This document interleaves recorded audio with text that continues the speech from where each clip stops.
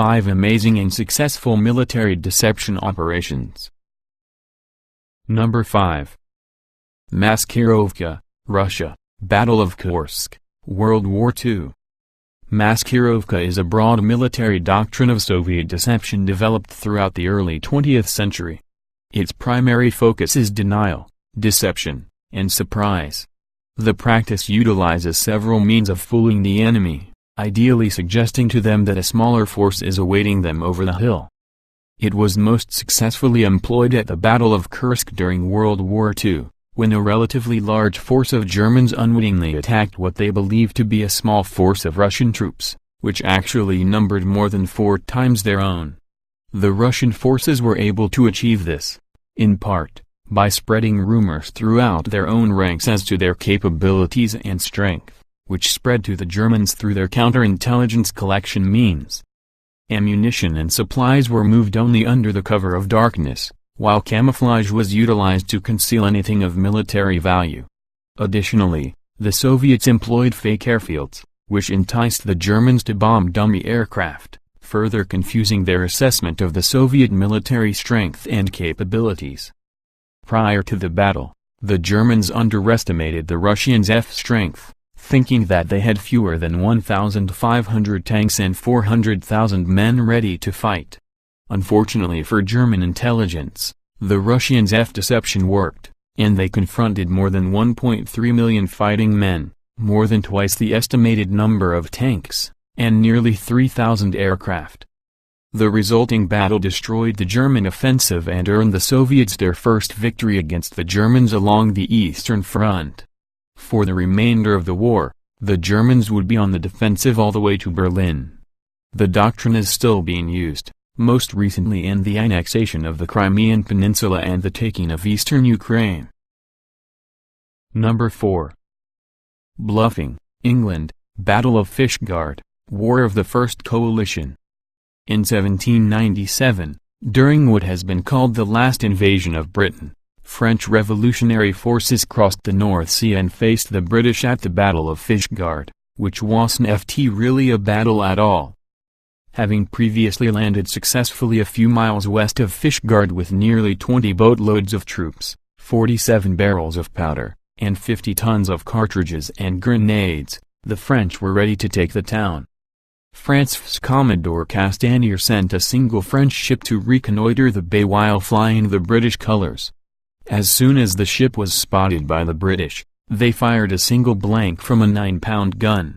While the port had 8 of these large cannons, they were severely understocked and had only 3 rounds. The French ship immediately hoisted the French colors and fled the bay. The British may have fired the cannon to signal the ship in some way, but regardless of their intention, they caused the French to reconsider their target and turn away from Fishguard. Had they not fired the initial blank to bluff the French scout ship, the port would likely have been taken. Number 3. Trojan Coffin, the Normans, Castle Siege. Many stories of the fabled 11th century Norwegian king Harald Hardrada have been told throughout the years, detailing his bravery and ingenuity at combat. During his conquest on the road to becoming the King of Norway, Harald laid siege to an unnamed castle by camping outside and establishing his men for the upcoming battle. He also had erected a small tent a ways outside the main camp, where he lay sick and possibly dying. Before any battle took place, it was reported that the great king had perished from his illness, and his men ventured toward the castle to tell the news of their commander's demise.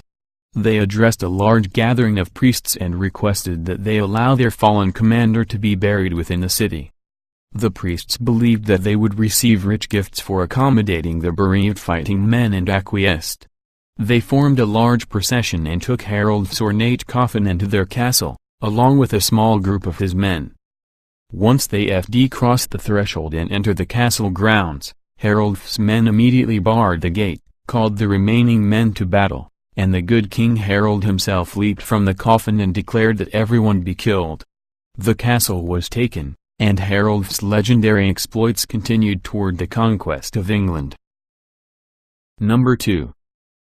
Fraudulent Document, Sultan Baybar's capture of Krakdashi Valors, the Crusades. Sometimes all it takes is a well-executed bluff to confuse and capture the enemy. During the Crusades, following more than a year of what can only be described as a peaceful siege, wherein Sultan Baybars's army camped outside the castle of Krakdashivalars, using its resources without engaging, the time had come to engage the formidable fortress. The castle was built to withstand long sieges. Its fortifications were almost twice the size of that of some European castles, and it featured a large moat, high walls, and a gate accessible only by a long, winding passage. While the Sultan had a superior fighting force, which had successfully stood against the Mongols and won, the Hospitaller stronghold had the advantage of fortitude, and the fight would certainly be a bloody and costly one. Knowing this, Sultan Baybars, who by all accounts was a brilliant tactician, retreated and devised a plan that involved a single sheet of paper. Baybars finally got to implement his plan in the most spectacular way in 1271 during the Eighth Crusade, when he delivered a letter to his enemy from his enemy.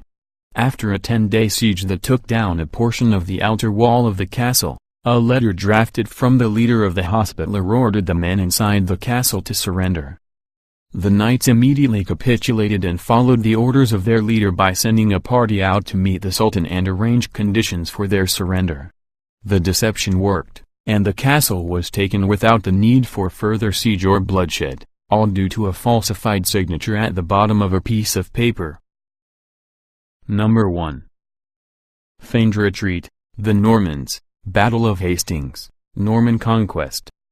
The Norman conquest of England in 1066 is a hotly debated battle in many historical circles.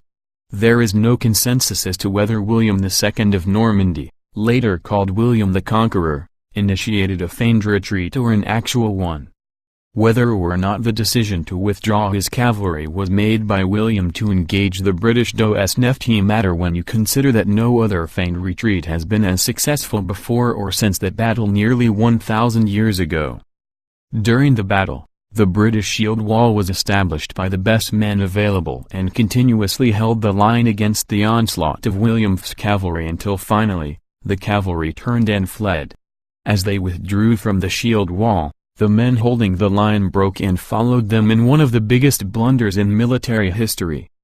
As they engaged, the cavalry, now able to hold their ground against a sparse force without horses, quickly fell back on their pursuers and devastated their ranks. Simultaneously, the remaining forces were engaged, and due to their weakened lines, they were quickly destroyed.